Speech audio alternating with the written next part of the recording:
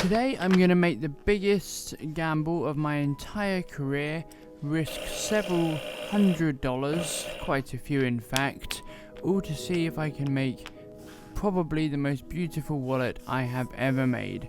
Using one of the most premium leathers on earth. I haven't seen a more beautiful leather myself, and it is going to be hard. Welcome back to the channel, friends. It's lovely to see you again. Today I'm going to be making a Bifold wallet, which I don't make many of. I'm going to be making it with this absolutely stunning, natural, very soft Himalayan crocodile, and all without a client. Typically, I make things for clients, so the projects you see me make are either for myself, which is rare, or they are for a client who has ordered something, told me exactly what they want, and I make it. But today, that is not the case. I managed to get my hands on some Himalayan crocodile from a rather good friend of mine, fellow leather worker in London. He sent me over some Himalayan crocodile to try because I haven't used much of it in the past. And I thought, okay, my channel is growing a bit. Let's see if I get any interest. So I can actually now officially announce I have a website, which I'm super excited for. And in the coming, maybe by the end of today, possibly not by the end of today, but definitely by the weekend, this wallet will be available for sale on my website. The link will be in the description box below. And let me tell you, it's probably the most beautiful thing I've ever made, and I've made a fair few things, but I'm biased, of course. So this is Nova Nappa, made famous by Hermes. It's otherwise known as Berenia. And I decided, instead of painting the edges, the tops of all of the pockets, I'm going to fold them all. I personally think that folded edges are more beautiful. I think folded edges are more resilient, although I am working on a video testing the durability of them. And I think they look so much more classy because you don't have a coloured edge on the top of your pockets. You have a lovely curved same leather fold over. But I am going to do a instructional video looking at the long-term resilience of painted edge versus folded edge. So make sure you subscribe to see that. I also have a tutorial on my channel of how to do a folded edge, but if you'd like to see an updated one, because a couple of things have changed, please do let me know. I'd love to do one, but I need there to be enough interest in it first. But this Nova Nappa, which I had split down, I buy it from the factory at 2.4mm, and I've had it split down to 1.1, gives just such a, I'm in love with it. I'm a bit of a slut for Nova Nappa personally. No offense to sluts, but I'm a bit of a slut for Nova Nappa. And it is taking a lot. There's a lot of leather in this. I managed to get it down to a very reasonable thickness in the end, but it did take some time and some working. So I'm going to be lining the stash pockets and the bill pocket, the cash pocket in the back, with Auran French goat skin, which is probably my favorite goat skin to work with. Is this one here. It's in this particular example, it's 0.6 millimeters. Sorry, it's very thin, and is there just to line the pockets. And I managed to skive the bottom of these pockets down to not 0, because you have no rigidity at 0. I think it's about 0.4 millimeters thick, because you still want a little bit of that flesh on the back, because that flesh is obviously where the strength of leather comes from. The whole the whole top versus full grain argument is kind of over. Full grain is stronger by far, and we know that. But the thickness of the leather is not equal to the density. So if something is very, very thick, it can be very, very loose, in which case you need more of it to keep the structure. If something's very, very thin, it can be very, very dense, therefore have a lot of fiber in it, and hence keep the structure, if you split it, much thinner. So this one I managed to get down to about 0.4 of a mil. It's hand skived down after machine skiving the initial bevel, and it worked out so well. If you go any thinner than this, you do need to start using a material backing to your leather, because you will take off the rigidity. So if you want a super, super thin wallet or card holder or whatever it is, or watch strap for that matter, bag, but you want to keep a leather look to it, you can back it with a fabric. Obviously I'm not going to show you stitching every single pocket in, because you will fall asleep, as I almost did making it. This took 3 days to make, because believe it or not, making stuff and filming it at the same time takes a long time. You could make a wallet like this in a day, but filming it at the same time, especially in the winter when there's no sun, is a bit challenging. Doesn't matter how many lights you have, it's still nice to have window light. But that's the first pocket assembly done, and like I said, this wallet itself will be for sale on my website in the next day or two. But also the pattern I'm using will be for sale on my website. I have a specific area on my website, again link will be in the description box below, where I'm starting to sell patterns.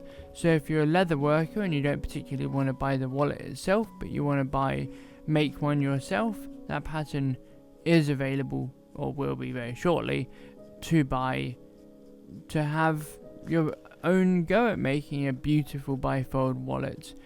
Now, why am I lining the back of this pocket when you'll barely see it? One, because Nova Nappa is extremely soft, and giving it a little bit of help with the structure of it is important. And two, because it gives it it hides the threads on the back, but also because you've taken so much material off the Nova Nappa itself, off the main leather itself, it's nice to have it put a little bit of that back with the goat skin itself. Now this is a technique called gluing on a curve, and you're about to see that. And why do I do it? Because when you glue something flat and then you put a curve into it, the grain on the lining leather gets a little bit crooked, it gets squished a bit. Less so with goat, because goat is grained. If you've got a smooth leather that you're lining with, and then you bend it, you don't glue on the curve, you will get creases, I promise you, because you're squishing it all together. So, but goat's slightly less bad for that, grained goat anyway. You can get smooth goat, but the other reason, of course, is when you're putting that curve into it, you want it to be natural. You don't want to force that curve. So gluing on a curve is a brilliant technique to know how to do. This Himalayan crocodile is just special. I wanted to keep this wallet soft. Now, some people would really like rigid, really firm leathers. I quite like soft leathers. I think they age much more beautifully. And if you've got a leather like the Nova Nappa on the interior, and then you have, which is super, super soft. It's got great structure, but it's super, super soft. And it also ages, and patina's probably the best leather in the world for patina, arguably. But if you have this super, super soft leather on the inside, and then you glue it to a really rigid, maybe a glazed crocodile, because glazed leather is more firm because of the way that they do glazing, you will have a sort of mishmash of texture, which some people will love, some people will die for. I thought it might be nicer to have something that will age with you, and soft leathers age better. I believe anyway.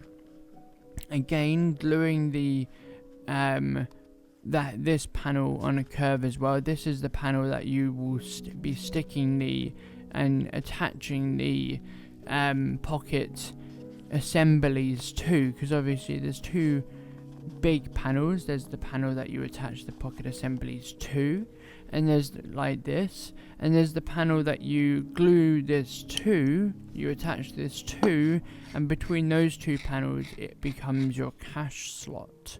So one thing when you're working with Nova Napper, this is not meant to be a tutorial on Nova Napper, but it seems to be turning that way, is you don't really have to scuff it too much. Because it's unfinished, there's nothing repelling the glue away from it. Just a little bit of it, you don't really even need to scratch the surface, just a little bit of glue on it will penetrate. A little bit of anything on Nova Napper will penetrate. It's why it ages so beautifully, but it also shows marks really, really well. Funnily enough, it's one of the best leathers for removing marks, because it's very oily. It's packed with oil in the tannery. It's phenomenal at getting rid of marks, and I can do a tutorial on how to remove the marks from Nova Napper, because there are a few unknown tricks to it. So do subscribe if you want to see that. And I've just got to say, stitching it, creasing it, cutting it, can't really go wrong with it actually. Now, there's a bit of controversy around stitching colours. Do you want to have a matching thread, or do you want to have a contrasting thread? I thought, in this instance, you may love it, you may hate it. If you love it, you can buy it. If you hate it, come back next week. But I thought, because the outside is Himalayan, it's white, it looks snowy. The whole reason it's called Himalayan is because it looks like snowy Himalayan mountains. Didn't know if you knew that. I thought it might be nice for that thread to contrast the inside and match the outside, and I think I managed that. Typically, in 99% of the pieces I do not prick mark the inside and the outside. However, in a bifold that it's all pre-made, it's all made in sections, and then you put it together, you want the inside to have the correct angle, and you want the outside to have the correct angle. So when it's closed, it looks beautiful with the angles. When it's open, it looks beautiful with the angles. How do you do that? You prick mark the outside and you prick mark the inside. What's the challenge with that? Lining all the bloody holes up. I've edited a huge amount of this out.